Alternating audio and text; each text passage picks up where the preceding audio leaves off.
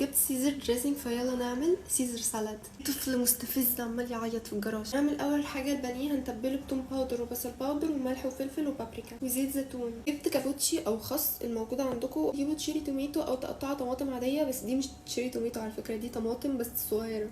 هحكي لكم القصه من اول جديد. اللي هي اولى ثانوي مسائي وانا تانية ثانوي صباح، اللي هي انا رسمت على ورقه جلوسها في حته فاضيه بالغلط وانا سرحت، راحت تاني يوم لقيتها كاتبالي متكتبيش على الورقه يا ايمو علشان ما نزعلش من بعض.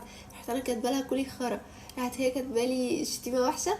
رحت النهارده المدرسه لقيتها كاتبالي شتيمه اوحش وكاتبالي اسم الولد اللي هي مصاحبه على رقم جلوسي، انا مالي مش عارفه. في اخر يوم في الامتحانات وانا هروح اقطع لها ورقه الجلوس بتاعها واخد ورقه جلوسي عشان ما تقطعهاش. جبت توست وقطعته كده.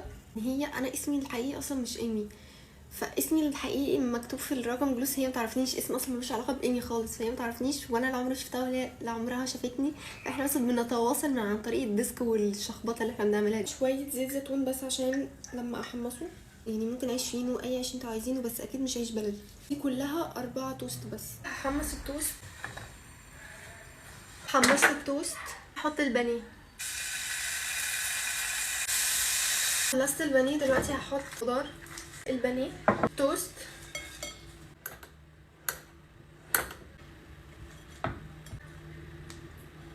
دلوقتي دور سيزر دريسنج.